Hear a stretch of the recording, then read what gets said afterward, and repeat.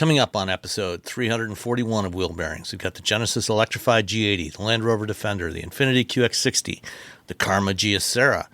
Nissan and Chevy cut their EV prices. We've got a 500 kilowatt charging station in New York City. Hyundai Ioniq 5 is getting a refresh.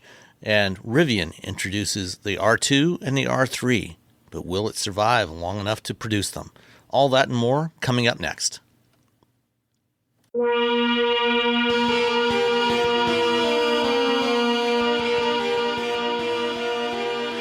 This is episode 341 of Wheel Bearings. I'm Sam Naboul-Samad from Guidehouse Insights.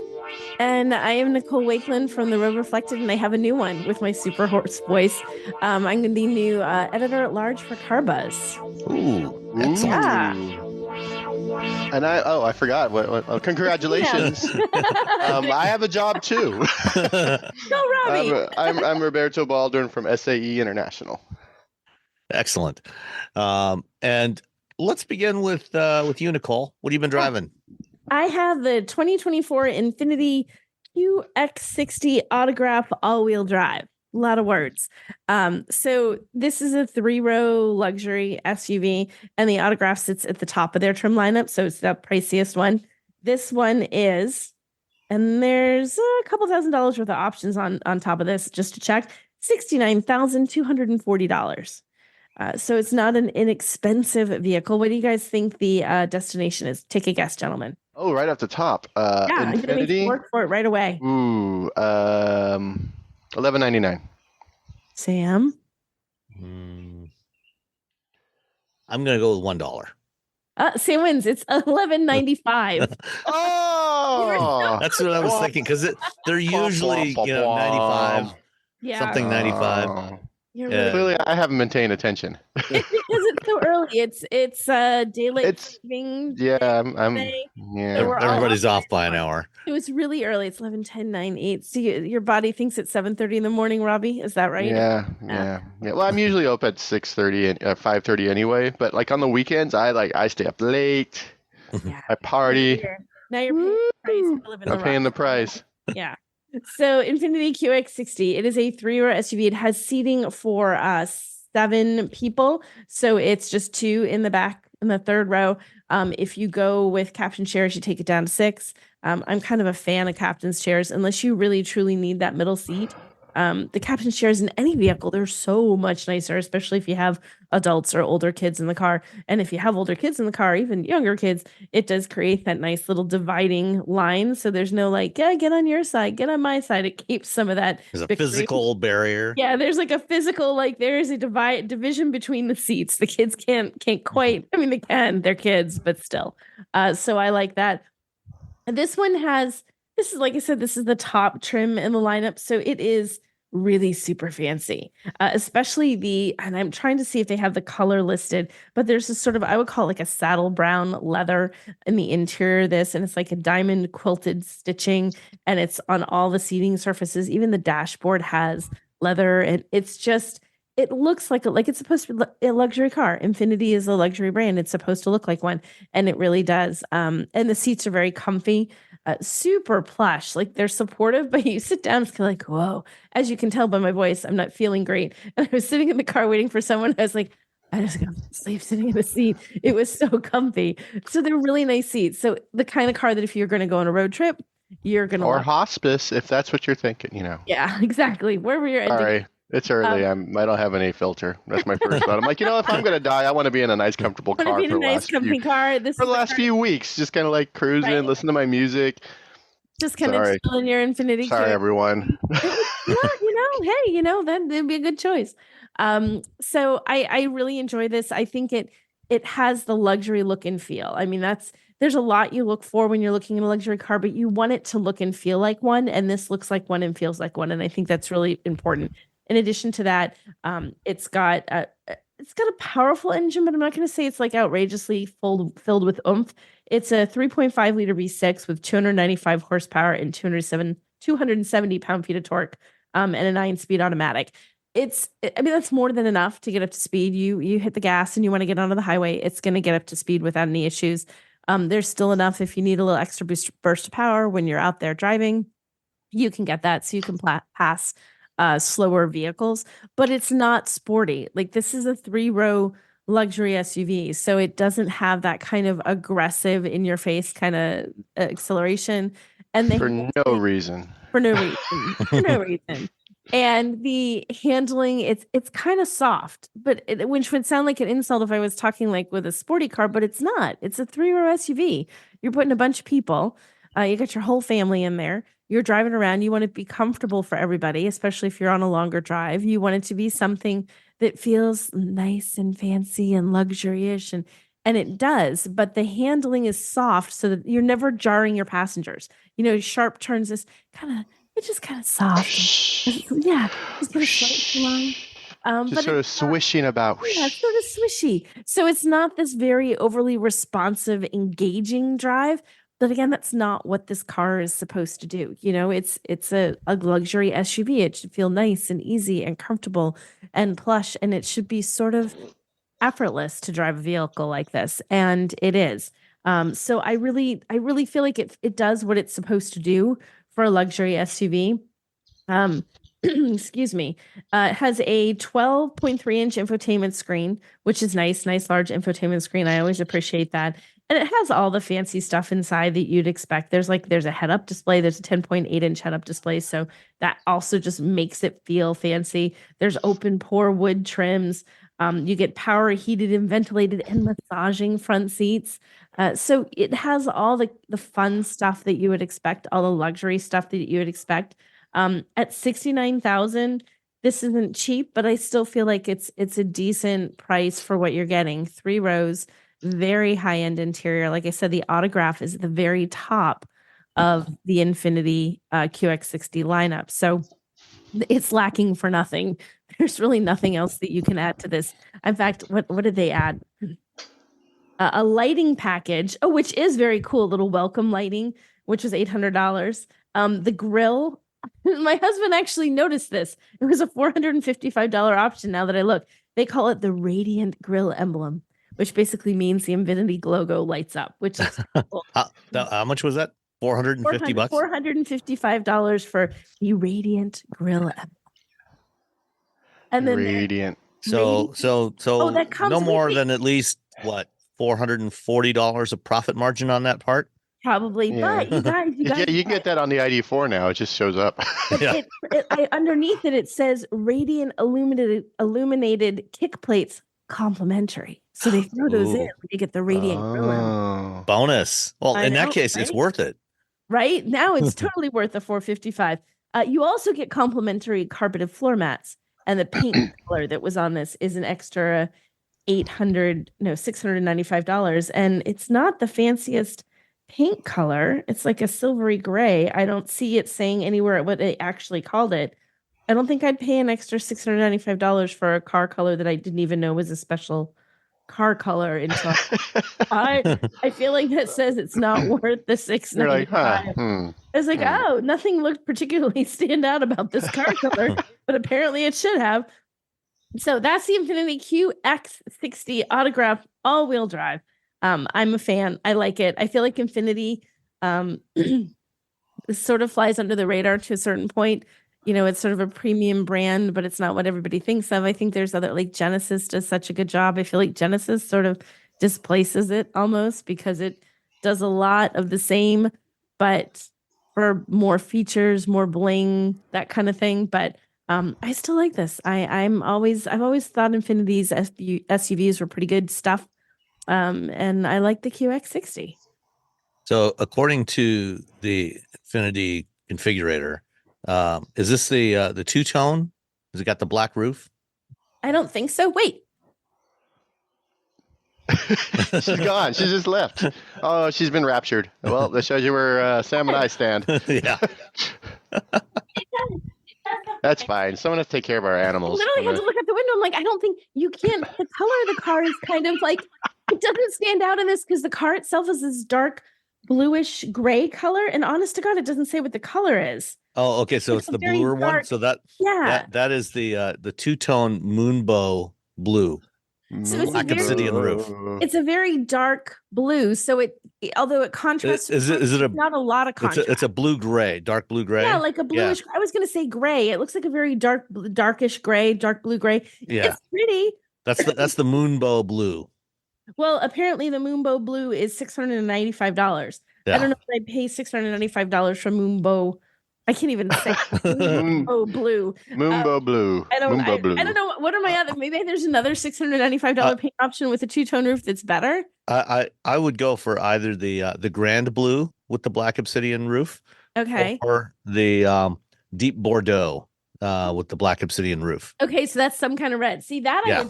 I bet that you can see it blends a lot with this. Like when you look at it, once you said it. But I truly didn't even notice that the roof was a different color until you mentioned. I'm like, I looked. It's like parked in the driveway below me. I'm like, oh yeah, the roof is a different color. I didn't even notice it. So yeah, the grand blue and the Bordeaux I think are great colors. The others are just boring. Yeah, if you're gonna pay extra for a paint color, I feel like it should be something that you look at it and you go, wow, that's kind of cool. If you don't even notice it, like the warm titanium is not bad. It's sort of a. It's a silver that's got a slight hint of almost gold to it, but it's very subtle. Gold. The red and the blue are definitely the colors to get. I like red. I think I'm on a red car kick. I want the color of the car to be bold. Yeah. I want it to be bold. I want it to look. Oh, then see, now I'm looking at all the exterior colors. Yeah, the Bordeaux I like. Oh, this is mine, right? Yeah. You can't, even in the picture online, you can't really tell. Like the moonbow blue blends right in. It just, at first, all you think of is this just like, you don't realize it's the whole roof. It almost looks like just dark trim. Don't do that one. Do the red. The red, it stands out. So would you, comparing this to other 3-row crossovers, premium 3-row crossovers, you got stuff like the new Lexus TX, which I think you've driven. Yes. You got Volvo XC90. You get Mercedes and BMW. Would you and Lincoln Aviator is another one. Would you pick this over any of those? I might. Like the Lexus TX is really nice. The Lexus Texas, but I feel like this has more of a little more bling inside. Like it looks more like a luxury car inside. So if you want that really visual impact of a luxury car, I think this gives it to you more than the Lexus. What else did you say? In the Volvo again, I really like that. The XC90, right? Is the 90? Yeah.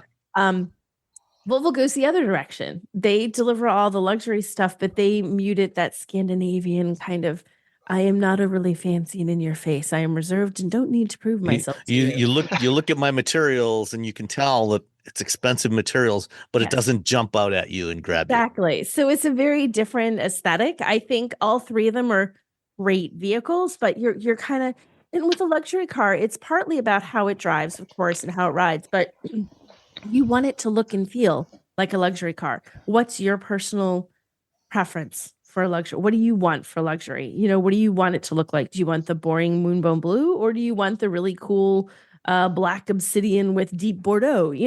Some of it is style, and that style thing is something that's so personal. So like for those three, I think, and with any car, but especially with luxury cars, you have to ride in them. And like the Mercedes always looks like the Mercedes of Mercedes. It's just, they're over the top. They're always very, very done up. They're very Mercedes. Everything is over the top of the Mercedes. So again, you have to want that sort of, it's beautiful, but they're just shy of being busy with all of the visual stuff in them, especially with how they've been adding technology into their vehicles.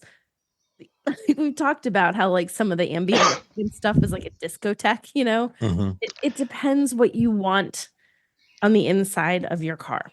I think that's the biggest differentiator to me, not the powertrain, but how. Okay, so let me throw a different comparison at you. Okay. The QX60 is based on the same platform as the Nissan Pathfinder. Yeah. It's mechanically it's the same vehicle. Pathfinder you can get for somewhere in the mid 40s to $50,000 range. This was $70,000. Yes. Is this worth 20 grand over a Pathfinder? If you want the fancy, I mean, if you think about the top trim in a Pathfinder that you can get and what it looks like, and the top trim in this, they definitely don't look the same. Like you definitely know this is a luxury car, and that's a really nice version of a not luxury car. But it, is it worth 20 grand? I mean, I might be perfectly happy in the top Pathfinder, Yeah. But there's two things to it. Do you like how it looks? But also a lot of times buying a luxury brand is about saying, I have arrived. I don't need to buy a Toyota Corolla. I can buy an Infiniti QX60. So you want to, it's a status symbol to buy a luxury car. If it was anything more than that, there are very many. If you're just concerned about the functionality, yeah, you go with the Pathfinder. Right. And you can buy the top trim of the Pathfinder and still have a very comfortable, very attractive, very nice vehicle that does the job and is not embarrassing to look at. And your friends would get inside and say, hey, nice SUV. It doesn't look like a cheap car or anything, because it's a decent vehicle. But if you wanted to be like, oh, I can buy a luxury car, if that's important to you, and I don't want it to sound like I'm being judgy. You do what you do with your money to make. All right, judgy. I'm not being judgy. I didn't think about it until just now. Now that's all I can think about. Now it's all judgy. But when she starts looking at us with some side eye, she's like, oh, these guys again. No, but I think, if you want a luxury car, you want a luxury car. And Nissan is not a luxury brand, and no one's going to think it's one. And Infiniti, oh, hey, that's a luxury brand. That says something different to the people around you than a Nissan. Okay, cool. Yeah. Well, I think you've also been driving something fairly premium and SUV-ish, Robbie. Tell us about it. Me? All right. I have been driving the 2024 Defender 130 Outbound. This is their black on black on black. Even when you look at the Monroney, it's a Eiger gray. And then the interior color is ebony, ebony, ebony. So it's their, I don't know. It's fine. Is this like what was it? The Henry Fisker? Remember everything was midnight and having any color you want as long as it's black? Is that how? Yeah. That's what this is. So it's, it's the I really like the Defender. I don't care what anyone tells me about Land Rover. I own a JLR vehicle, and it's a mess. But I don't care.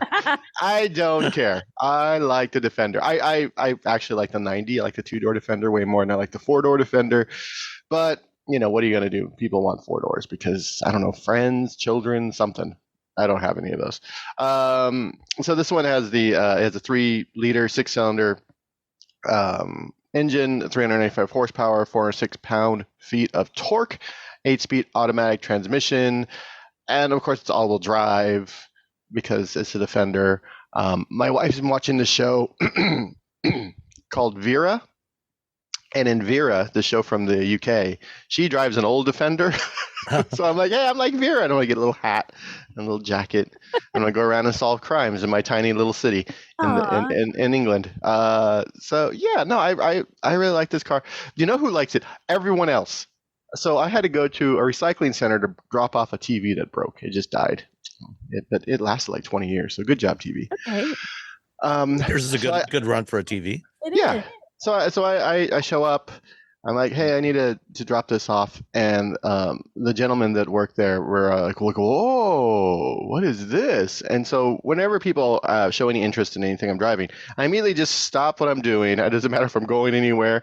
And I just talk to them and I let them look around because it's not my car. I like to answer questions because they always have questions about that car and then everything else that's going on in the automotive world. And so, they really liked it. And they were guessing it was probably like $120,000. And then I went to pick up some speakers from my band's practice space. And the gentleman there was like, oh, what is this? I'm like, oh, it's the Defender. And of course, we started talking about it. He's like, wow, this must start at least like $100,000. I'm all, well, you'd be surprised. The Defender, if you're getting the 90, it starts at about $57,000. Which is not bad. I mean, it's not bad. That to a Wrangler or something, nice Wrangler. Yeah, reasonable price. Yeah, 50,000. You can get Steelies on it. So I mean, there you go. You just get the green one, which is like the most expensive. If you get the base level Defender with Steelies, And the most expensive thing is making it green. It's like $950. And there's some other things you can add on there, like additional technology bits for all-wheel drive and whatnot, or you can get like the hardcore off-road package for like $1,500. But really, that's not really all you need. Just throw some all seasons on there. You're good. You're good to go. You're not. So, but this one has all the bits. It has the off-road pack, the convenience, which has the cup holder with a little cooler, and that's about $1,000. So if you're getting your Defender, you can get that little thing or $750. Hold on. I can tell you. Would you do it $750 or $1,000? Would you have a little cooler in your car? I put ice cream in it the other day, so I think I've found like a little. You've got a justification for it. Yeah. You can put ice cream. I can put my drinks in there because sometimes I'll take a drink with me somewhere and I don't want to drink it right away, but I kind of have to because you that's what you have to do now because it'll just get warm, and that's not what I want. It is it's part of a convenience package, which is $1,000. So there's a comfort and convenience package that you add to it for $1,000, and it adds a little cooler. So it's more than just the cooler. Yeah, so it's more than just cooler. It's some other things. Okay. I don't know. Either way, maybe over the course of like having the car over a few years, and it is a Defender, so you want some sort of bit of fancy riding around in it. It's comfortable. It is. It doesn't. You know what's great? No sport mode. No sport mode. You know why? Because it shouldn't have a sport mode. It's a. It's a Defender. There's no reason in the world. It's a real 4-wheel drive off-road vehicle. Yes, it does not have a sport. It has an eco mode, which I put that in and drove it around. On the freeway, just throw an eco mode, save a little gas. I got like 17 miles per gallon while I was driving around. Which fine. I mean, it's no worse than most of the other stuff in this segment. Yeah, it's not great. Yeah, it's not outstanding, but it's pretty much on par with everything else that's out there. No, it has heated seats, comfortable. Steering is exactly what you expect from a vehicle like this. It wasn't it's not tight. You're not doing like that Infiniti. It's not. No, you're not doing some crazy you're not driving 10/10 on the back roads with this unless your 10/10 is on a back dirt road. The acceleration, yeah, you can get on the freeway. You can keep up with everyone. It makes God does the thing. Most part, just and you just up to speed. Totally fine. It has air suspension, active dynamics. You don't have to get that. You can get without air suspension. And what's nice is that it comes with like the other, like the Range Rover that I had. It comes with a full size spare. Oh, excellent! But this it's on the back, so you can see it. So yeah, but given that this is a truly off-road capable vehicle, at least one or two owners somewhere are actually going to take this off-road. It's like them, and they're friends with like that one guy who has a G-Wagon. Yeah. So when you go off, and Emmy, it's them and Emmy with her Miata. Yep, that's it. So when you're going off road, there is always a risk that you are going to cut a tire on a sharp rock, or something, and so you absolutely want to have a full size spare, to put on that vehicle when you're out in the trail. Yeah. No, yeah, you definitely want that because it's probably going to happen. Yeah. No, it's I really like the Defender a lot. Again, I like the 90 better than the 110. This was the special, again, this is the special edition Outbound 130 with the bigger motor and the black and all the bits added to it. So the starting price for this one, substantially more, $84,500.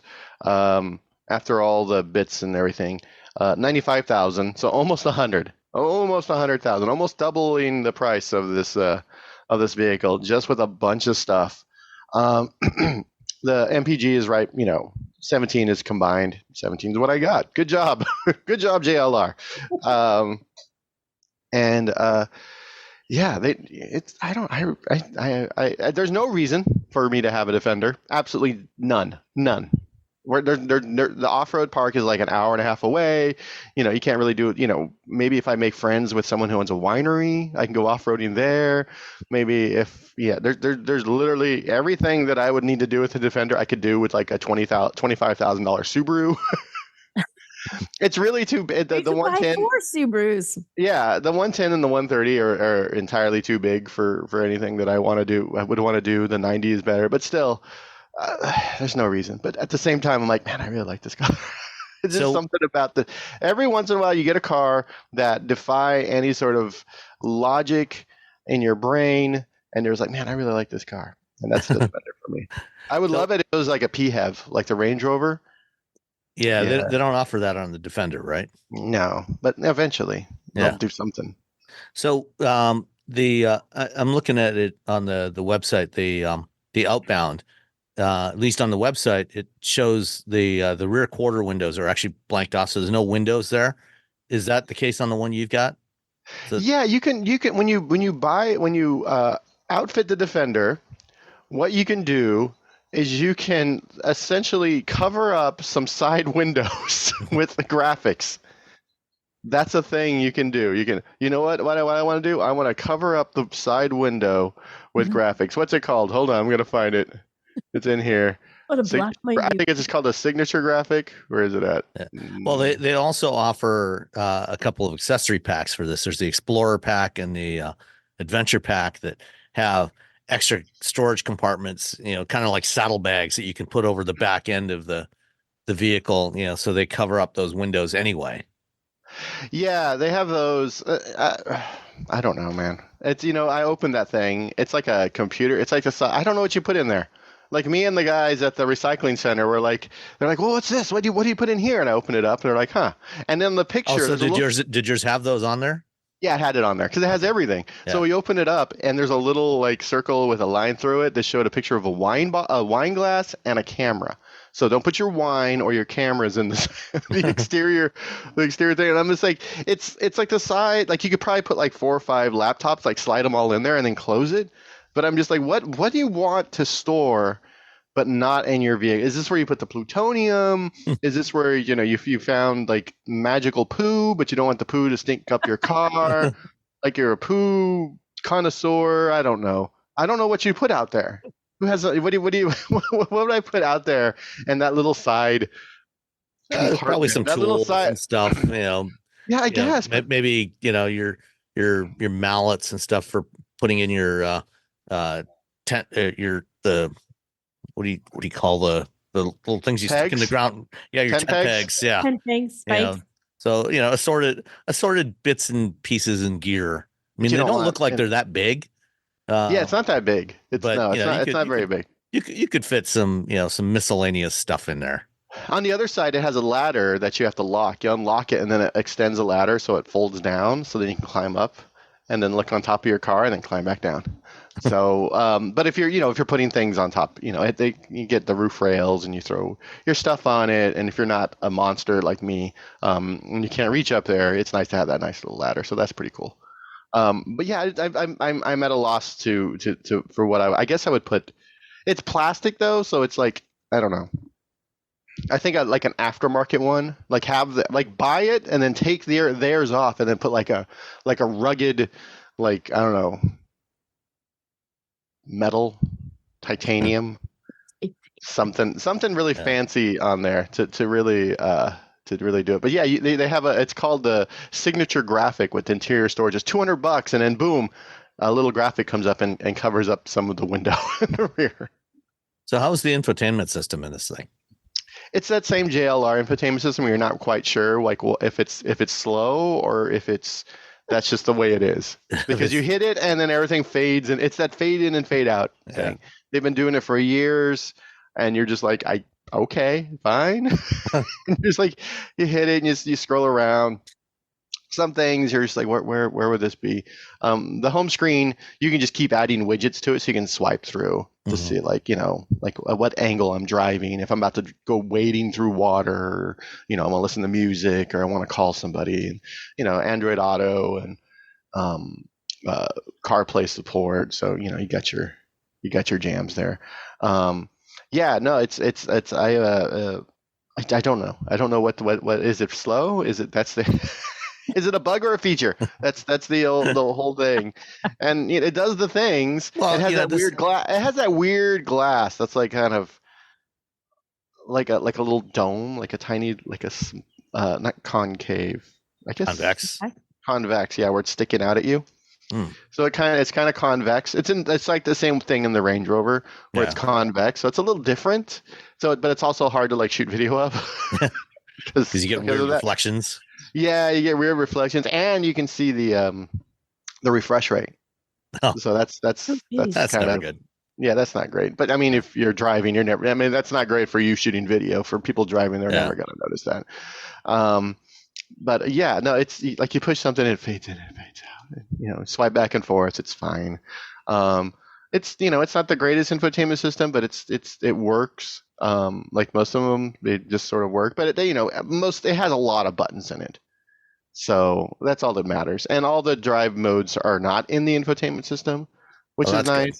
Yeah, and there's quick access to the 360-degree camera.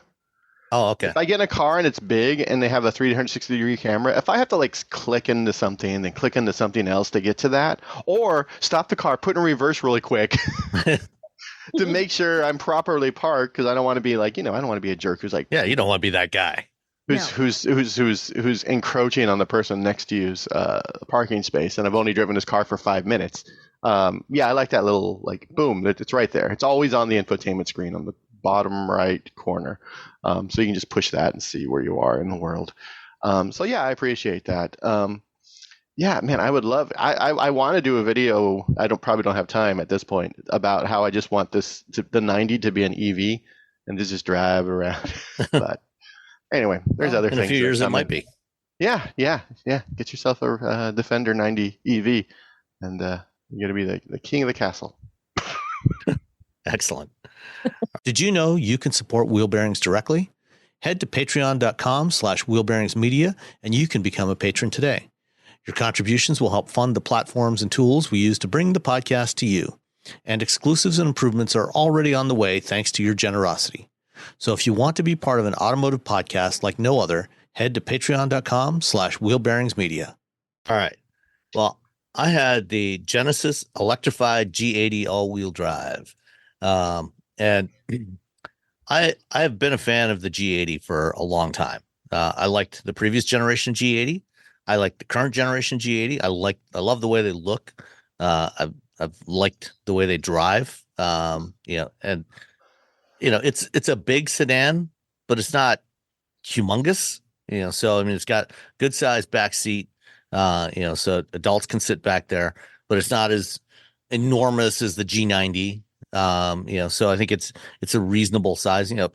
Personally, I prefer something a little smaller like the G70, but the G80 I think is a great size. And so last year they introduced an electrified version of this, which means that they have tossed out the twin turbo V6 and the rest of the relevant driveline that goes with that. And they have inserted a bunch of components from the eGMP architecture, including motors and the battery and charging system and all kinds of other stuff. And they inserted they put the charging port behind a hidden panel behind the now faux grille, because since you don't need all that airflow through the typical oversized Genesis grille, they now just blanked off, so you have better aerodynamics. But behind part of that, there's a hidden panel where there's a charging port. And so for the G80, it gets a slightly larger battery than what you find in some of the other stuff like the GV70 EV and the Hyundai and the Hyundai Ioniq 5 and 6 and the Kia EV6. So it's 87.2 kilowatt hours. It is EPA rated at 282 miles. Over the course of the week that I drove it, I averaged about 3 miles per kilowatt hour, which is pretty good for a car this size. It's not the class leading, but it's good enough. And it will serve, pretty much everybody's needs. Unlike some of the other eGMP vehicles, this one doesn't charge quite as fast. It won't go at 240 kilowatts like the Ioniq 5 and 6 and EV6 will do. But it still does a very respectable 187 kilowatts on DC fast charging. And I, rather than taking this to my local Electrify America station, I took it over to the Meyer store, which is about a mile and a half away from me here, where they have where in 2022, late 2022, they installed a Tesla Supercharger station there. And then sometime in the last month or so, they added Magic Docks to those superchargers. And so this is the first Magic Dock equipped supercharger station that I'm aware of in Southeast Michigan. There's another one in Michigan up by the Mackinac Bridge up north, about 250 miles north. But this one is a lot closer by, a lot more convenient for me to get to. And so last weekend I took it over to the Magic Dock station and plugged it in, and miraculously it actually charged the car. Now, Yeah. the Genesis G80 does not have support for plug and charge. At some point in the coming months, Hyundai Motor Group is supposed to be rolling out software updates that will officially support easier charging from Tesla chargers, as well as providing adapters, J3400 to CCS adapters. But the Magic Dock chargers have an adapter built in. So there's a little box there if you want to use the Magic Dock to charge a non-Tesla EV, you press and hold the little button on the J3400 or NACS handle. You hear it click, and then you push in, and then it comes out with the adapter already attached. And then you plug that into your car. And fortunately, even though the G80 has its charging port on the front of the car, the charging cables on superchargers are still so short that if I charge, because they're designed, they're just long enough to reach the charge port on a Tesla, which is always on the left rear corner of the car, and so you're supposed to back into the charging bay, and you're supposed to charge with the charger that is just to, if you're looking at the back of your car, it'll be just to the left, just offset a little bit to the left. And so the cable will just reach your car. You just reach your charging port. On the G80, the charging port is on the front of the car. So if you nose into the bay, the charging port is on the driver's side. So it's on the left. So it's just like maybe 8-10 inches too far away to reach the one you're supposed to use, which means that you have to use the charger from the next bay over. So you're gonna end up kind of offsetting everybody. So you end up having one less charger available for people to charge with than there should be. Hopefully at some point Tesla will be updating these chargers with slightly longer cables to make it a little bit easier for non-Tesla vehicles to use them, but they haven't done that yet. And also, since the G80 does not have plug-in charge capability, you have to use the Tesla app, because Tesla chargers don't have a screen, card reader, or any of that other stuff on there. And so there's no way to activate it from the charger. So once you get the Magic Dock and adapter and plug it into the car, then you have to use the app to actually turn on the charger. But I did that. I plugged it in, used the Tesla app on a phone, and it started charging with less than 30 seconds, which is quite a bit faster than a typical CCS charger, than EA or EVgo or any other charger that I've used. So it starts charging fairly quickly. I actually did 2 separate charging sessions. I did the first one. When I got to the charger, the car was probably about 60% or so state of charge. And I just drove it over from my house. So the battery hadn't been preconditioned, hadn't been warmed up. and it only charged at about 47, 48 kilowatts, which is not great, especially for a pretty good sized battery in there. But a few days later, I took it over there after having driven the car some more, running the battery down a little deeper, and also doing setting the preconditioning on there. And because the way preconditioning works on the Hyundai, Genesis, and Kia vehicles, you turn on the preconditioning mode, and then when you select an EV charger as your destination in the built-in navigation, then it will automatically turn on the battery heater and get the battery up to the optimal temperature for maximum charging speed. And unfortunately, the Tesla chargers don't show up in the Genesis points of interest database in the nav, but it's only like half a mile from the EA station. So I selected the EA station as my destination. So it preconditioned the battery. When I got to the charger, when I got to the supercharger, it was warmed up, plugged everything in, and it charged at about 87 kilowatts. So again, better, still not great. And that's because of the 800 volt architecture that Hyundai uses as part of the eGMP platform.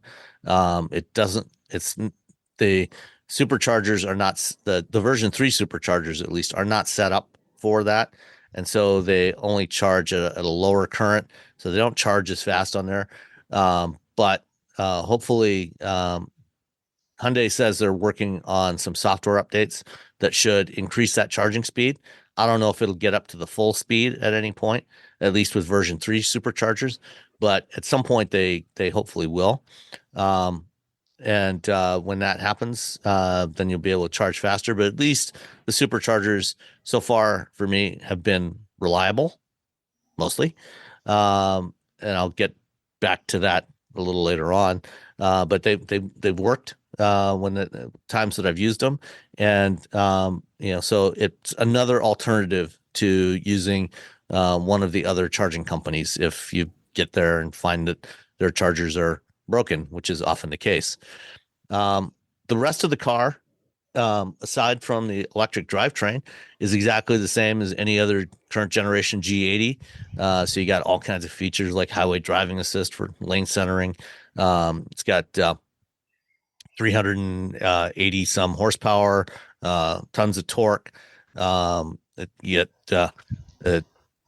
one has the 12.3 inch 3D digital instrument cluster. So when you're looking at the cluster, there's multiple layers in this LCD display, so it looks kind of three-dimensional. Doesn't actually add any functionality to it. Looks kind of cool, but it's kind of a gimmick. There is a nice heads-up display in there, active noise control, so it's very quiet when you're driving down the road. Wireless charging. It has support for CarPlay and Android Auto, but it's not wireless support. And so I had to use a cable, which I found to be rather annoying because on some Hyundai, Kia, and Genesis vehicles, I've had issues where when my phone is connected with a USB cable to use Android Auto, after a while it just drops out, and it forgets that the phone is there, and so I have to unplug the cable and plug it back in to get it to reconnect, which is kind of a pain. But other than that, that was really the only major complaint I had about the car. Everything else, it's a lovely 4-door luxury sports sedan to drive. And the total price, all in, $81,525. You want to guess on destination charges? Ooh, I'm gonna say $1,295. I'm gonna say $1,294. Wait, what? I'm just gonna go $1 under because I feel like it. It's supposed to work the other way around, Nicole. You either go $1 or $1 over. I want to go $1 under. I can. Okay, well then you both lose. Boss of me, Rob. That's $11.25. $11.25. We both lose. Yeah, and since the G80 is built in Korea, if you purchase one, there's no tax credit available. But if you lease, they will pass through the $7,500 in calculating the lease on this thing. So you can get a nice discount on that. Nice. Very nice. All right. Let's move on. Let's see. So you guys remember the Fisker Karma, right? Yep. And so the man, Morty just farted. Boy, is Oh that stinky when he no. farts. Dog farts. He's been sitting here for the last 45 minutes or so, chewing on his rawhide, and now he farted. And You gonna make it, Sam? Are you all right? I'll live. All right. We'll Anyway, Yeah. we'll see if you make it. do you Is remember that a comment on what you were about to do that he farted at it?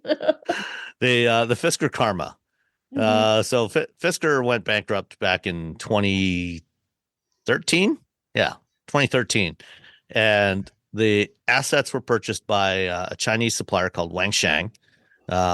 And after that, they rebranded what was Fisker Automotive as Karma Automotive, and they have continued to build and sell variations of the original Karma ever since in very low volumes.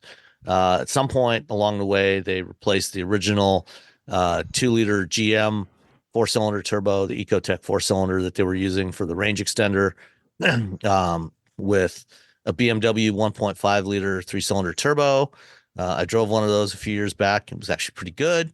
They changed battery suppliers, they changed the motors, but the basic thing, and they made some tweaks to the styling, to the front and rear styling, and updated the interior a little bit. But it was basically the same car that Henrik Fisker designed, 15 years ago, or 15, 16 years ago. Now they've just launched the Karma Gyesera, or however you're supposed to pronounce that. Jeez. And it's full battery electric. But it's clearly, when you look at it, looks nice, but it's still, basically the original shape, the original body that Henrik designed all those years ago. They've got a new front end on it, some new tail lights. They changed the front fender vent setup a little bit, but it's still basically the same car. But now it's all fully battery electric. There's no internal combustion range extender on it anymore for this version. And has a claimed range of over 250 miles, 0 to 60 in 4.2 seconds, and top speed of 135 miles an hour with 590 horsepower. 120 kilowatt hour battery, which 250 mile range from 120 kilowatt hour battery doesn't seem particularly great. That's not that efficient. No, it does not at all.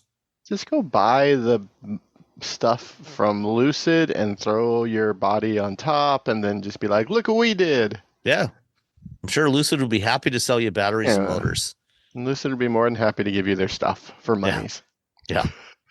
Well, therein maybe lies the problem, is the money's part of it. Oh, yeah. They got to have monies to buy the stuff. Yeah. All right. That whole money thing causes so many problems. Oh, monies. Why are you so crazy? So what do you think of the Gyesera, whatever it's called? That we can't pronounce. It looks kind of like a Porsche, like a Panamera a little bit. Kind of. Or a Taycan. Yeah, it's kind of a Taycan look to the new front end now. Yeah. So I don't know what they're offering that everyone else isn't offering, that you can't get from Porsche. Yes, sir. I want to know how to or Lucid. Yes. Or even Tesla. Or I just gonna keep naming car companies. Name other companies who already do this. I don't know. Yeah. What reason to get this, because it's different. It's just different. You want something that not everybody else is going to have. Yeah, I guess it's going to be a lot of money. Because I can't think of another reason why you would specifically want this. You can reserve one for $5,000. Yeah. That's about $4,900 more than the reserve an R2. That's a lot. That is a lot to reserve a vehicle. $5,000. Well, that now you have money and you can build things, or at least stay in business. That's the trick. Is you show off a car that's not quite ready, and then you get some money, And then you can say, hey, look, we have money on the books. And then investors are like, cool, your stock's now worth 30 cents more. And everyone's like, yay. And then you use that money to build the thing you were going to build. Hopefully. Hopefully. Fingers crossed. At least that's the plan. And you hope that they don't go out of business and then file bankruptcy, and then you can't get your $5,000 back. Little details. Although, to be fair, Wangsheng, is a major Chinese automotive supplier. They're a big company. They can afford to keep Karma going indefinitely if they want to. Mm-hmm. And that's if they want to. That's the whole thing. Is you're like, we have this thing. All right, you guys got to do something, because we can only sell so many Karmas. They've kept the lights on for a decade now. That's true. So presumably they're not burning through that much cash. And they clearly have not completely redesigned the structure of this thing. So I don't think they've spent that much money, re-engineering this thing to make it a BEV instead of a plug-in hybrid or a series hybrid, which is what it was. So. Yeah. I mean, it's fine. Sure. It's fine. Sure. It looks good, and it looks cool. And if you want something that's a little bit different, if you don't want to look like, everyone all the else, other Model S plaids out there, or all the Taycans, Lucids and Taycans, and I mean, there's not a lot of Lucids out there, to be honest. Well, that's true. Well, except in my where I live, but outside of the Bay Area, there's anywhere. I don't think there's a lot of them. Period. The end. Yeah, you see a lot of them here. So it feels like they sell more than they do, because there's a lot of them here in the Bay Area. You see them kind of everywhere. Oh, but they're based there, so yeah. So most of them are sold here. Yeah. And every once in a while, you'll see a mule driving around. All right. Speaking of charging, there are now 500 kilowatt DC fast chargers in New York. I'm not sure why, because there's not a single car on the market anywhere in the world that will. If you went to Porsche and you stole their what is it, the Mission? Their race car. Yeah, their race car. Yeah, no, okay, I know the one you're talking about. Yeah. Yeah, I got a ride in it in Germany. It was crazy. If you stole that race car, you would totally need this thing. If you stole that, otherwise nobody else does. Yeah, and I'm sure, I don't know how long it was there, but I'm sure 30 minutes later there was a bolt plugged in. Probably. So Gravity is a startup backed by Google. They got funding from Google, and they've opened a charging station in Manhattan with 24 of their new 500 kilowatt chargers. So they're targeting this at fleets, so like taxi fleets and ride hailing fleets and things like that, to get these cars back on the road as quickly as possible. If Hertz had installed some of these in their rental centers, they might have done better with trying to rent EVs. Just saying. Yeah. Instead of those level 2 ones, they're like, man, these things are not charging very quick. Yeah. Like, come on, guys. So they claim that these chargers will charge an EV at a rate of 2,400 miles of range per hour, or 200 miles in 5 minutes.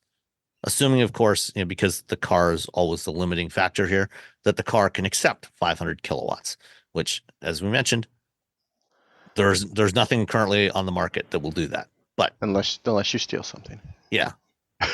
So the station is in Midtown Manhattan. Yeah. So obviously they're not using it at full capacity today, but I think that they're looking towards the future, when there are more EV fleets out there. Supposedly, they're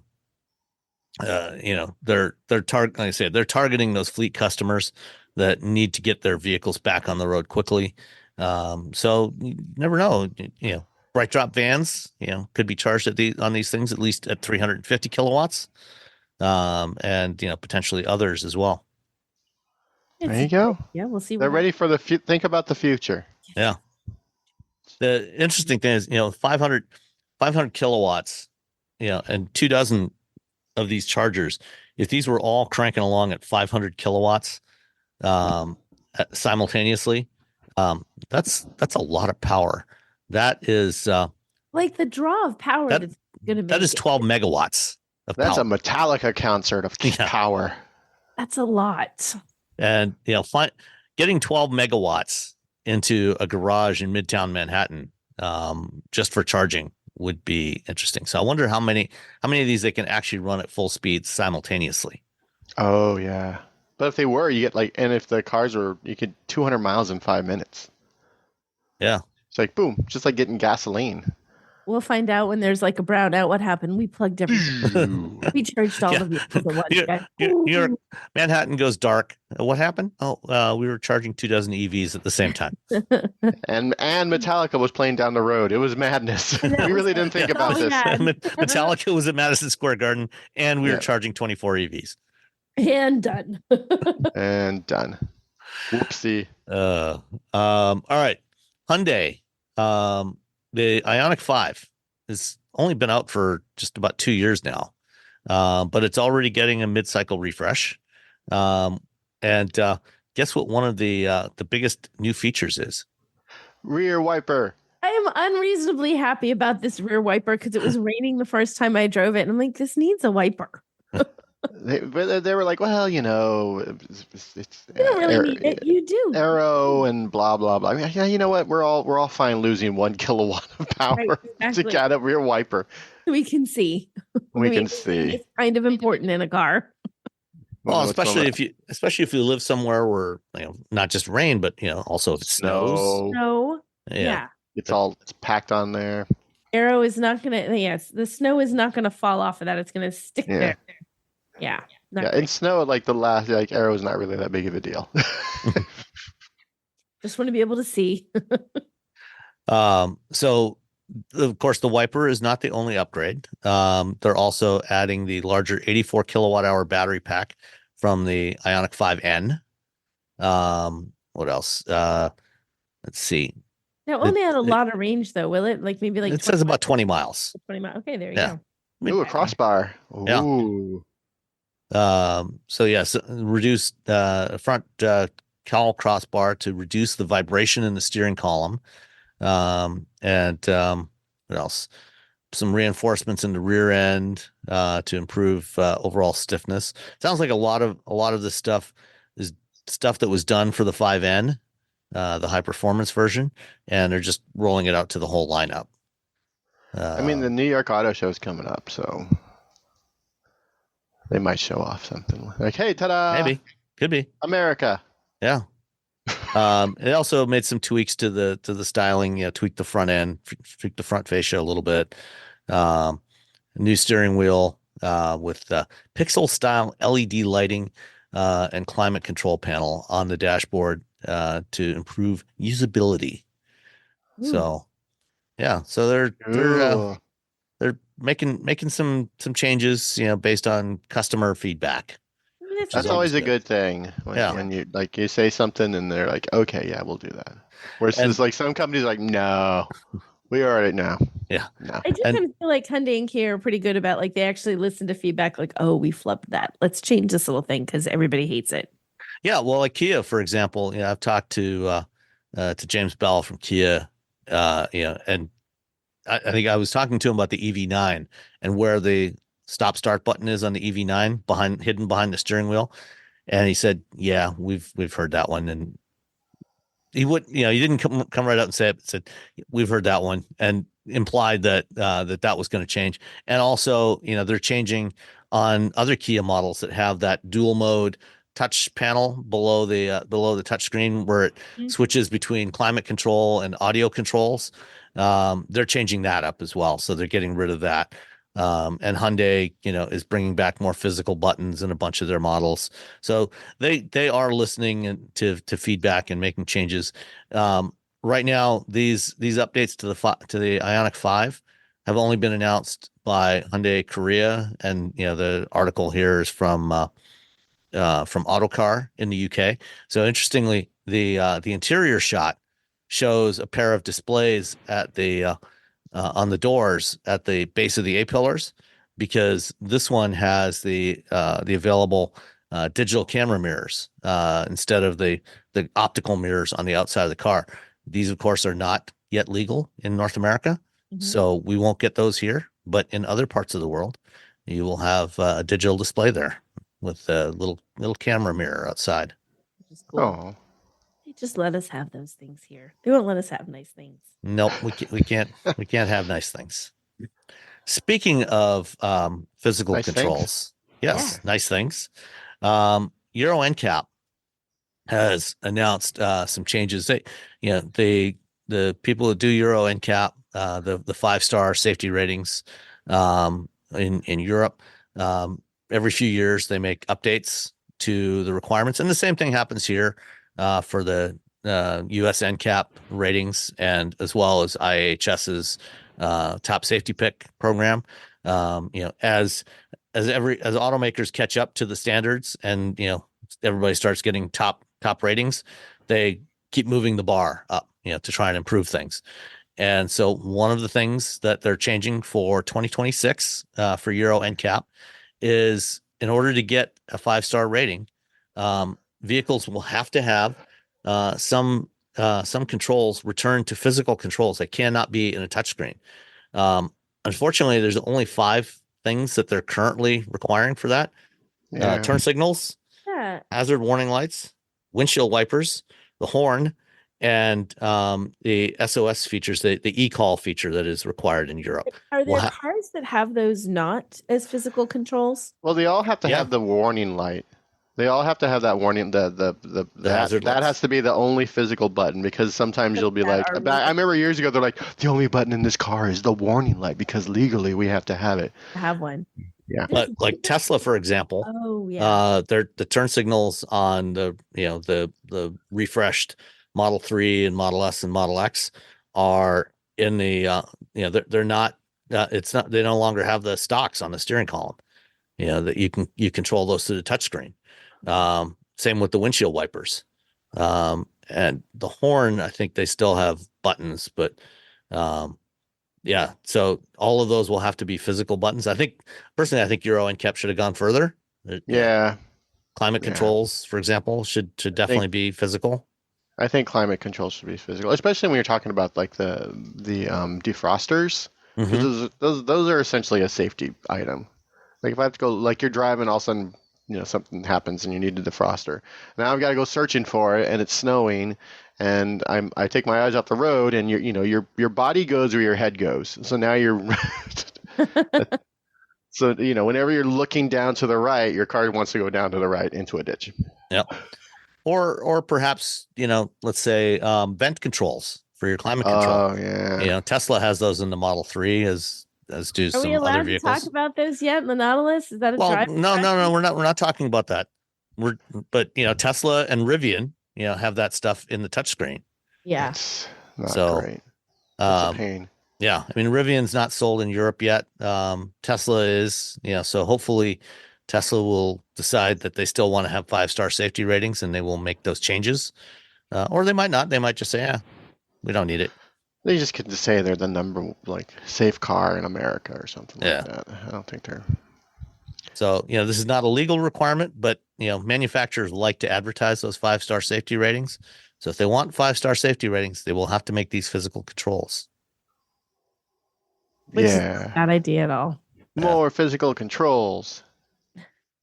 All right. So the other day, Rivian had a little event in California, and they showed off a couple of new vehicles. Actually, we were only expecting one. We were expecting the R2, but they gave a little surprise and showed off another one, the R3 as well. They pulled one more thing. They pulled a Steve Jobs. Yeah. So what do you think of the R2 and the R3 and the R3X? I think they look great. I think they're great ideas. I think it'll be. They had the R1S was so big. It's good to have something a little smaller, and I think they look great. I'm happy about it. I think everyone's pretty happy about it. Yeah, they. It's funny because they had such a their whole deal is like, oh, you're gonna go outdoors, you're gonna have a fun time. It felt like a very like, hey, we're doing this thing, and you like having fun. We like having fun. Here's a fun thing. Hey, look, you can do this with your car. Oh, the rear window slides down like a Forerunner, so you can put your surfboards back there, and you can go have a good time. And they're like, oh, this is nice. And I was joking that I'm like, oh, I hope they come out with like an R2 truck. Or if they come out with a small like Maverick size truck, I'm going to lose my mind. But instead, they came out with like, oh, by the way, here's a Lotta. Or a Gremlin. And you're like, oh. And then the little R3 came out, and everyone lost their minds, including myself. I'm like, well, take my money. We have no idea when it's coming. We don't know how much it cost. But we were just like, well, we have money. Where is it at? There's probably some on my desk I could use.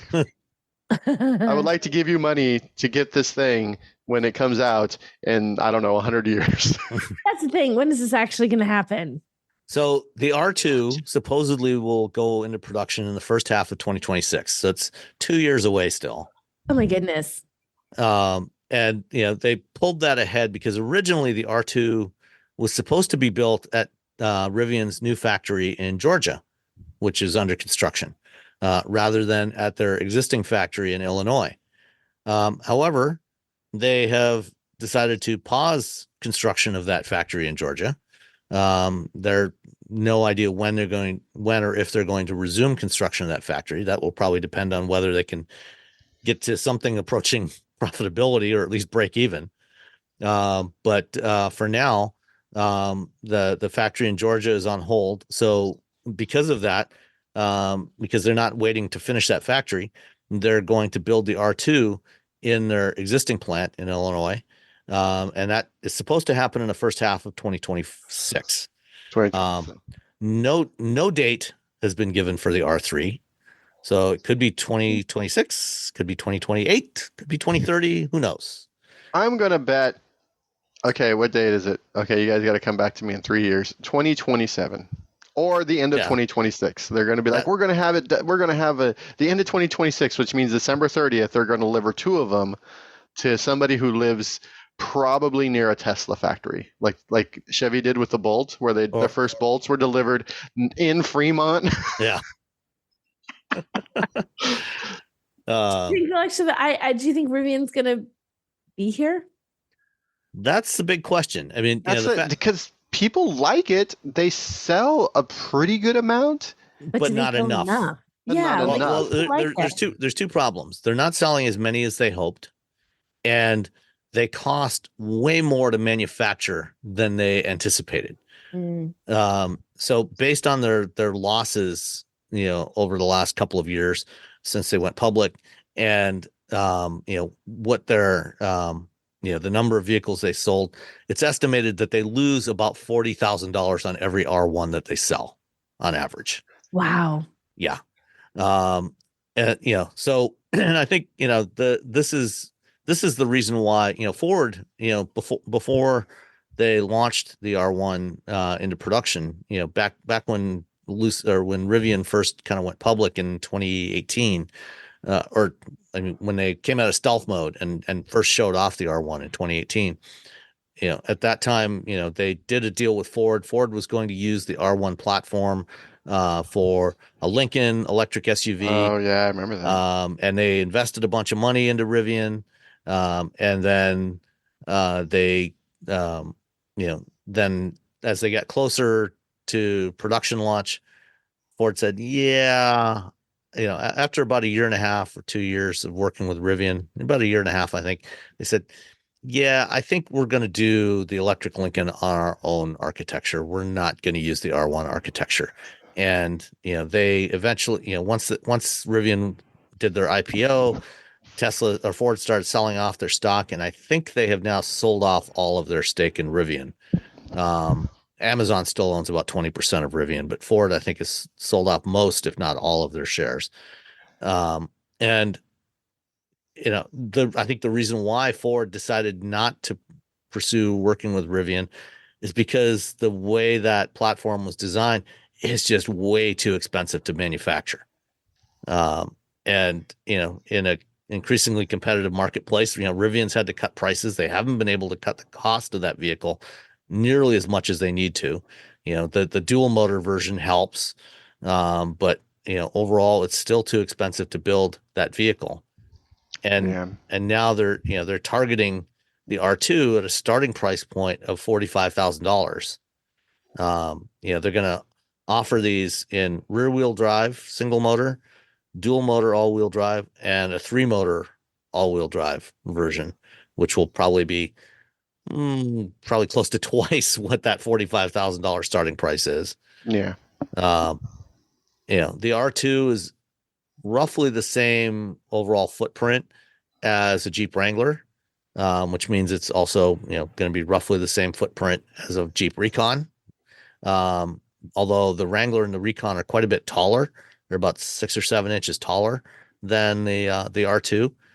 So, this thing is going to be going up directly against the Recon. The Recon is supposed to be in production Q4 of this year, giving it, a good year and a half head start on Rivian.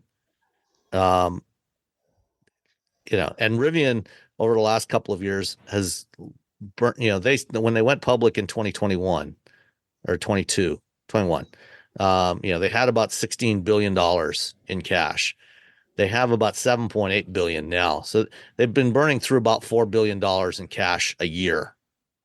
And they've got 2 years before they get the R2 to production with less than 8 billion. They're going to save money by, not spending money on the new factory, but they still have to develop and tool up, the existing factory to build these things. So it's a big unknown whether or not they'll actually be able to survive long enough to get the R2 into production and then the R3. Yeah, they don't have the benefit that Tesla had, where Tesla was able to get like a bunch of money from the government and a bunch of people excited because they were the only people making an EV. Yeah. And so they had a lot of runway with just being so early. And so Rivian, because different market than it is. Yeah, right it's a much different market. Yeah. Like if Rivian had come out before Tesla, like at the same time, we'd all be driving R3. They'd be like, oh yeah, this is fine, this will be coming out. So they gotta, I think they need to re-engineer probably the R1. They're gonna have to do a refresh at some point in order to make it not so you're not losing $40,000 per vehicle, and then hopefully, they laid a bunch of people off because. Again, they're just not just melting money, like just the. And so it'll be. I mean, I think I think they're we've driven the R1T and the R1S, and I liked it. I liked both vehicles a lot. I think they're in a smart market where they're essentially it's the Honda Ridgeline but an EV. Yeah, is what it is. So, and I think that market's a lot more receptive of an EV than say the F-150 market.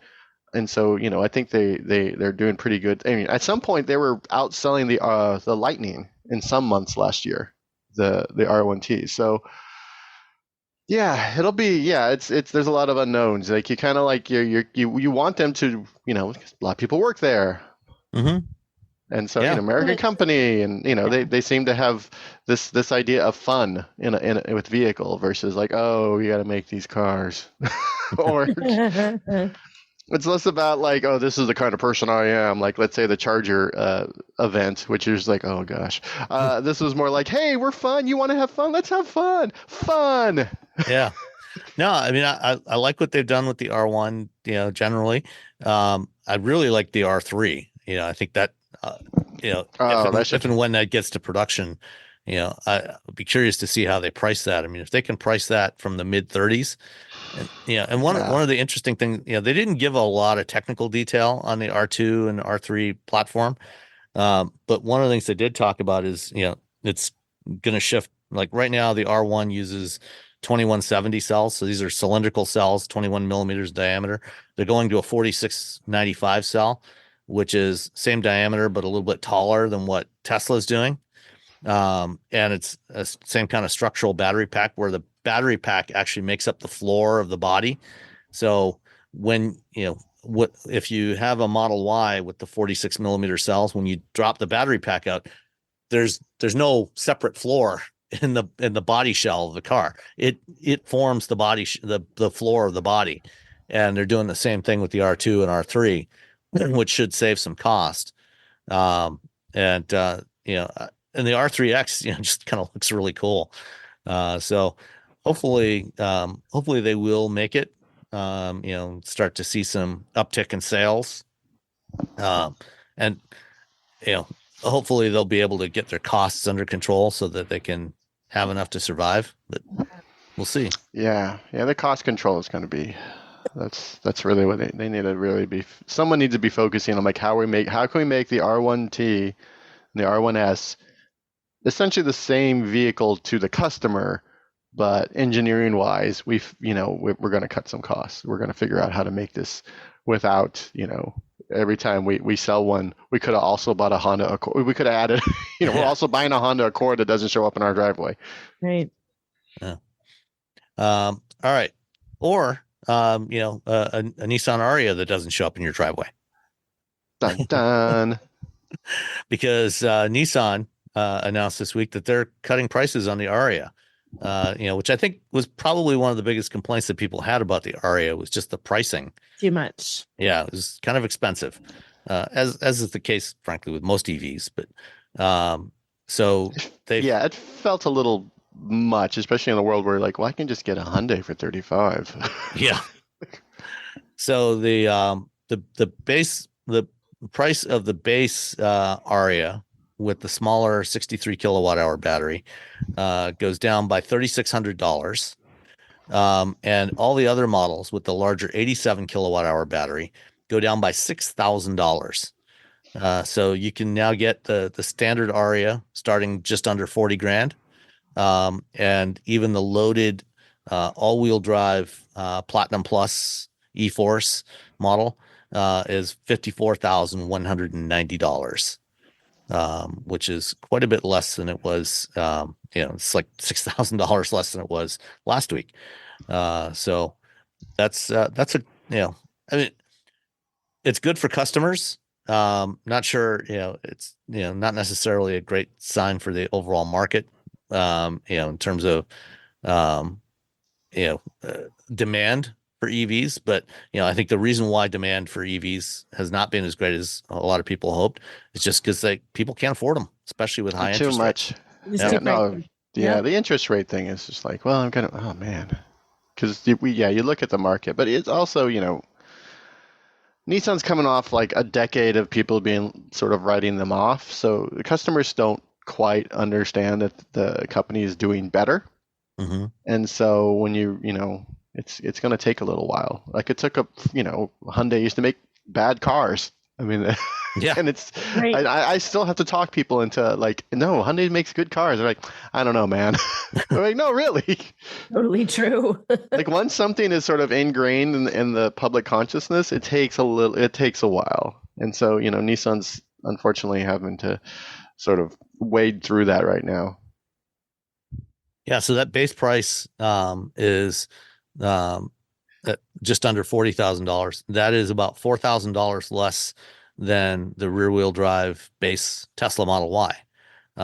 Although the Model Y is eligible for a $7,500 tax credit, the Ariya unfortunately is not, because it's for now still built in Japan. But I suspect that we'll probably also see, you can get the tax credit if you lease an Ariya, but not if you buy one. So. I just tell people to lease EVs anyway, just because things are changing so quickly. Just keep leasing. Our next vehicle, guess what we're going to do? Lease it. We're going to lease the next EV too. We're leasing our EV now. Next EV, going to lease it. Yeah. And the Ariya is not the only one, the only EV that got a price cut this week. The Chevy Blazer EV is back. Blazer is back, baby. Supposedly they've fixed the software. We'll see. We'll be the judge of that once we get our hands on one. If we ever get our hands on one again, if they ever put any into the press fleet. The Blazer also got a pretty substantial price cut of upwards of $6,000, which, again, like with the Ariya, addresses one of the biggest pain points with that car, that it was just too expensive. And let's see how much. So it's like $6,000 off off the previous pricing, which is pretty substantial.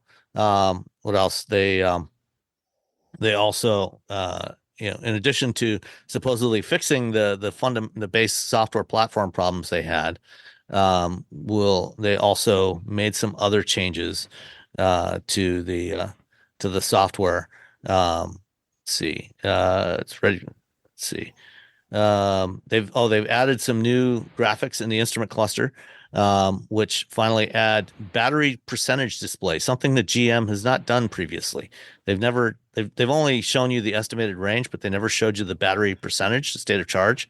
So that is something that they're finally adding after a lot of complaints from people. And they can also customize the multicolor ambient lighting. Yippee! Fancy. Yeah. I tell you, it was really hard to figure out. Like the bolt, like you have to like delve into like a bunch of things just to sort of figure out like what your state of charge is. I'm like, what is happening? Why can I not find this in this car? Yeah. So at least the Blazer will now be cheaper than a Cadillac Lyriq, which was not the case before. Be curious to see if Honda adjusts the pricing on the Prologue and the Acura ZDX before they go on sale. Because now the Blazer is actually cheaper than the Prologue pricing, even though the Prologue is arguably not quite as nice as the Blazer, and we still don't know pricing on the base model front wheel drive Blazer LT. That's not coming out till later in the year, so they won't. They'll tell us closer to the time that goes on sale. But the Honda Prologue starts just under 50 grand, which is about the same price as the base rear wheel drive LT Blazer, I think. Cool. So, let's see. So we got the Karma, we got Nissan. One last thing is I had a second EV in the last few days that I also took to Tesla Supercharger. That was not a Tesla. On Friday, Ford brought over a Mach-E for me and also one of their new J3400 to CCS adapters. And of course, they delivered the car with like 90% state of charge. So I went and drove for a couple hours yesterday to burn off some electrons, and then went to there's two supercharger stations in the Ann Arbor area. One is on the west side of Ann Arbor, which is an older one. It was actually one of the first superchargers in Michigan, I think. It's been there for quite a few years. And that one has not been upgraded with Magic Docks. And then there's the other one where I charged the G80, which is only about a year and a half old and has Magic Docks. And so I decided to take it over to the older station first and try out the adapter there without the Magic Docks. And so I took out the Ford adapter, plugged it onto the cable from the supercharger, and then plugged it into the car, and nothing happened. And a message came up saying, sorry, you need to use the app to trigger this. But basically it would not start charging. And because I didn't have control of a Ford Pass account associated with this particular one, because it's a Ford owned vehicle, I tried it a couple of different times, couldn't get it to work. But I also think, the other thing I noticed was one of the things that Ford is supposed to change with the software update to the Mach-E's and the Lightnings is in the nav, where when you go look for a charger, it's supposed to show you compatible superchargers now. And it's still not showing me that in this particular vehicle. So I don't think the vehicle hasn't gotten that update yet to the nav system. So I took it over to the other supercharger station closer to my house, and tried it with the Ford supplied adapter. Pulled out the cable, plugged it into the adapter, plugged it into the car, and within 20 seconds, it just started charging by itself. I didn't have to do anything. Dun, dun, dun. Yay. So that worked. And when I was searching in the nav for the superchargers and didn't find them in the embedded nav in the car, I went to Google Maps in Android Auto, and it showed me that charger on the other side of town and said and had it marked as not compatible. And I'm not sure if it's because that one didn't have Magic Docks or because the software is not compatible. Because one of the things that Ford has said is, there's over 20,000 superchargers in the US. Only about 15,000 of those initially will be compatible with charging non-Tesla vehicles. And that's because it's like newer version 3 chargers and the couple of version 4 chargers that are out there. Older chargers, older version 2 and early version 3 chargers will not be able to get the update to be compatible with charging non-Tesla EVs. And I think that the one on the other side of town might be one of those older ones that's not going to be compatible. So you can't charge a non-Tesla vehicle over there. But when I tried it, like I said, on the new one by my house, worked flawlessly. And then I stopped the charging, unplugged it, tried the Magic Dock, same thing. Unlike when I did the G80 with the Magic Dock and had to use the Tesla app to activate it, as soon as I plugged it in, it just worked. It just started charging from the Ford Pass app, and I didn't have and plug and charge worked fine. Didn't have to do anything. Worked much faster than charging from an Electrify America station. I think it went from about 38% state of charge to 80% state of charge in about 20 minutes, which is pretty good. It's not bad. Yeah. Cool. So if you've got a Ford EV, and once you get your adapter, it should work pretty well. And then other automakers should start getting their adapters and their software updates over the next month or two. Rivian said that they're gonna have their update out before the end of March. So that means like sometime in the next 2.5-3 weeks. When I was over at the older supercharger station, there was actually a Silverado EV that was parked right by it wasn't parked at the charger, but it was parked next to the chargers. So I don't know if somebody was trying something out, testing something there, but should see GM and others getting their updates pretty soon as well. All right, let's answer a couple of listener emails. First off, from John Halkias. He wrote in and said, since you mentioned it recently, in case you haven't seen all the social media posts, the adapter, and you better call it a Tesla adapter designed and built by Tesla, or the fanboys are offended.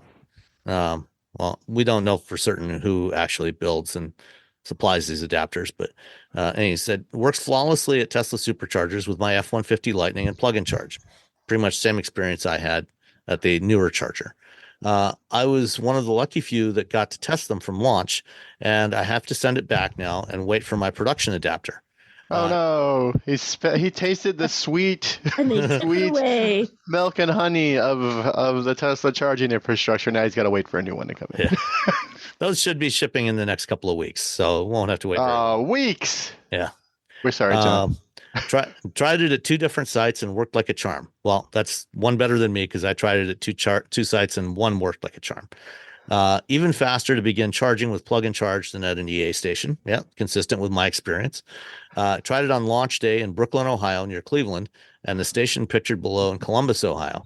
Following weekend, this Tesla installation was great, as it was a pull-through installation, which would easily accommodate vehicles with trailers. And that's something Tesla is starting to do at some of their sites. And in fact, the chargers near my house, the older ones, the chargers were all arranged at the back of the parking space. The way Tesla started, so you have to back into the parking space to reach the charger. Of the 12 chargers at the one near my house, one of them is arranged with the charger on the side of the parking space. So if you pull in with something like a Mach-E or a Lightning, you can use that charger instead of having to use the one from the next bay over. Yeah. And it's not a pull through, but it's better than the alternative.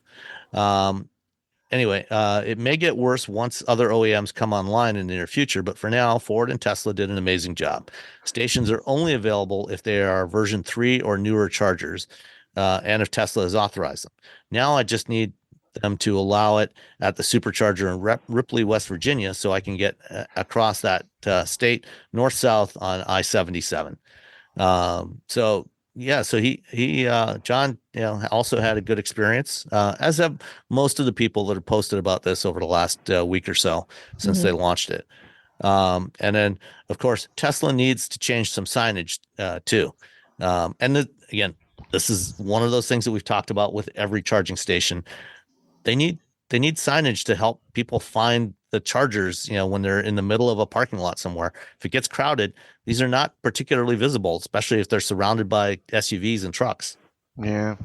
It's always a challenge to all of them. I feel like it's so easy to find a gas station. You get off the highway, the gas station's there, and it's like glowing beacon in the night. Charging stations are not always easy to find, especially when you don't know where you're going, like in your own town. just driving around a parking lot. You're like, no. Yeah, but you're just you're driving to a parking lot. You're like left corner, right corner, middle, behind this tree. Where is it? It's a pain in the neck to find them sometimes. I had a Mach-E that I was driving around in San Jose, and they're like, oh, there's EA chargers at this mall. Well, the mall parking had like 5 levels, so I had to go around every level because it didn't tell me which level it was on. I'm like, well, it's either in the basement or on the top. That's usually where it's at. So the first place I went to the basement, guess where it wasn't? On the top? It wasn't in the basement, so I had to go all the way to the top. I found it. I plugged in, and it was fine. It was plug and charge. It was, everything worked like it was supposed to at the time. But I ended up calling them. I'm like, you have to tell people it's on the top floor. She's like, oh yeah. We'll definitely add that to the app. I'm gonna look that up. That's part of it when it's in a big, because I've been in parking garages too, and I had one. It was in the middle, and it was in the back corner, and I'm literally just like I'm driving in circles. Yeah, you don't know where anything is. Yep, I've had the same experience as well. In Chicago, at the Fashion Outlet Mall across the freeway from O'Hare Airport. When you pull in, like when you come off the freeway and you pull in, you go up this ramp, which actually brings you into level 2 of this parking garage. And the chargers are on level 1, but there's no indication, where they are. So I ended up driving around several floors before I finally went down to the bottom level, and sure enough, there were the chargers. So they need to, when you go into a parking garage or something, or a parking lot, they need to have some signage saying, here's where to find the EV chargers. And they need to do that in the apps. And, if you're using the app, like, in that case, I was using the EA app in Android Auto, which guided me to the location that, that garage where the charger was, but it didn't tell me in the Android Auto interface what floor it was on. When I unplugged my phone and actually went into the app directly, then it did have a note saying that the chargers were on level 1. So, they need to do a better job of that. And just, put some 30-foot high signs up there, just like we do for gas stations. Say, here's the chargers. All right. Yeah, exactly. Actually, just earlier, I was watching part of a video on the State of Charge channel on YouTube.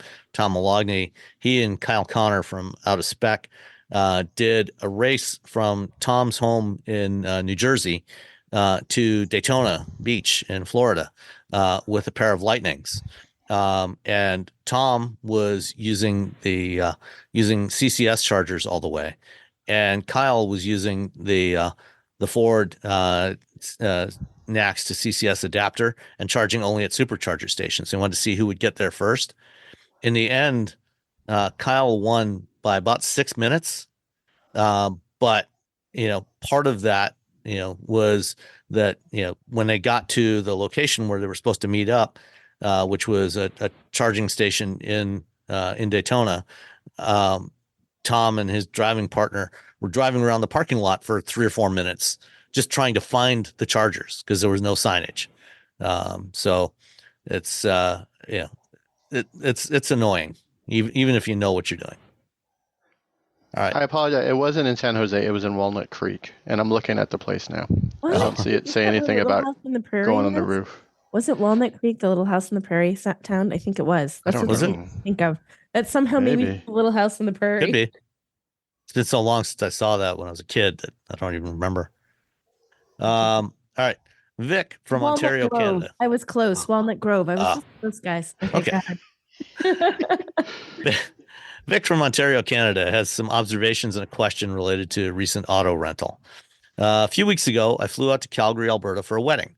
While there, I rented an Audi Q5 S-Line from Avis.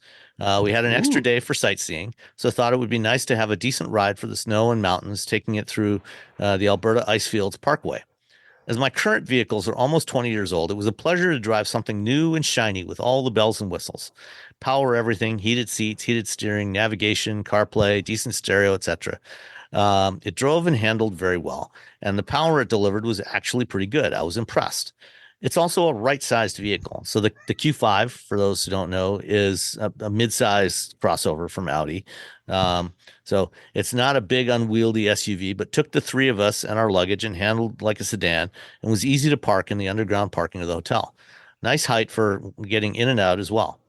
Couple of issues, though, but one showstopper in my mind. Apple CarPlay would drop out now and then.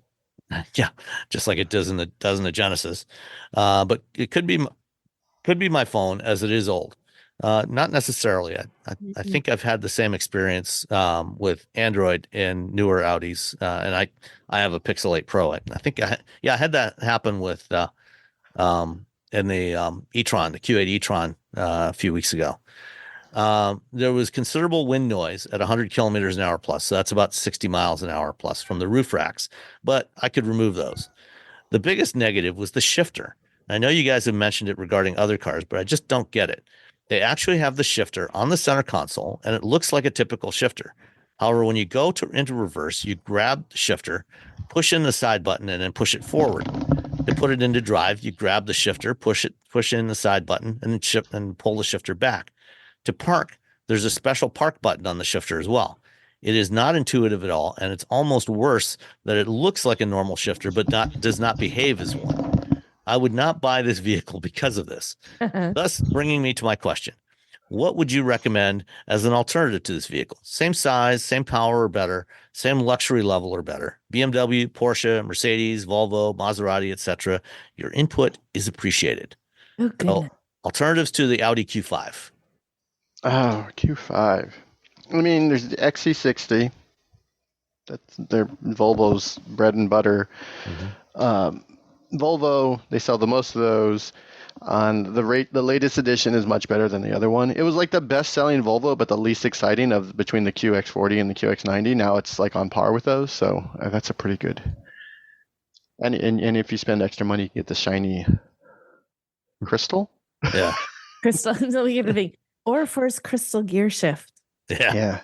That's what it is. Crystal I gear remember. Just replace it with a crystal gear shift. So, Yeah.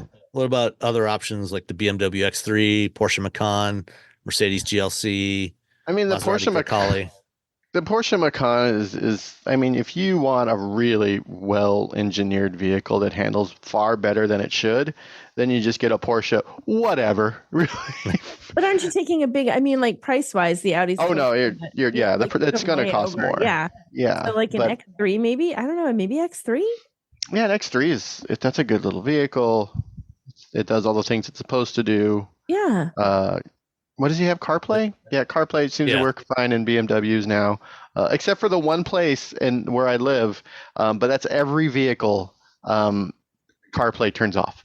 That's weird. There is a stretch of road on the way to the bridge, on the way to the Bay Bridge, on Interstate 80. If you're coming from the east, going west, it's every vehicle. It just cuts out 60% of the time. Doesn't matter what I'm driving, just turns off CarPlay. And Antoine, who lives here, there's another place up where he in his area where it cuts out as well. So there's something going on in the Bay Area. I think it has something to do with nuclear reactors and I don't know, aliens probably. Lawrence Laboratory is right there. Yeah. Oh yeah, Livermore. Yeah. Livermore. Yeah. Something's going on. Anyway, aliens. So you should be fine except for the aliens. X3, XC60. Wait. I would also throw the Alfa Romeo Stelvio in there. Yeah, I was thinking I like the Stelvio, and I was thinking that, except I get nervous about recommending Alpha because they are Alpha. I think On the Pilot. they've gotten better on the reliability I side. love the Stelvio. I really enjoy that car. Yeah. That's RDX? really at the top of my list. I mean, but Rebecca hasn't had any problems with hers. no, hers has been fine by all accounts. I talked to her on the regular, and she hasn't hate it yet. She still likes it. There you go. Yeah, the RDX is a good choice. I like the RDX. RDX. And if you want something a little more luxurious, there's the Maserati Grecale. It's a little more expensive. Starts at 65 grand. But it's also, and it's based on the Stelvio. It's a slightly longer version of the Stelvio, different styling, a little more luxury kind of interior. The Stelvio is a little sportier. But I would definitely consider either of those. The RDX is a good choice. I like the RDX. What else is in there? Lexus RX, but it's not the same. Yeah, I feel like that doesn't quite come up. Yeah, The Lexus Rexus. Yeah. So there's some options for you to consider. And if you want to go, high dollar, that Macan is, and there's a brand new Macan coming. I don't think you can even buy the old Macan anymore, except for used. Oh man, that was a good car. Yeah. I drove the turbo. The new one should be arriving later this year. So there's a bunch of good choices there. Yeah. Bam. All right. That's it for this week. Thank you, everybody. Thanks to our patrons for supporting us. Send in your questions and comments to feedback@wheelbearings.media. Don't forget, get merch at shop.wheelbearings.media. Get shirts and phone cases and stuff. So we will talk to you all next week. Bye. Bye. Bye-bye.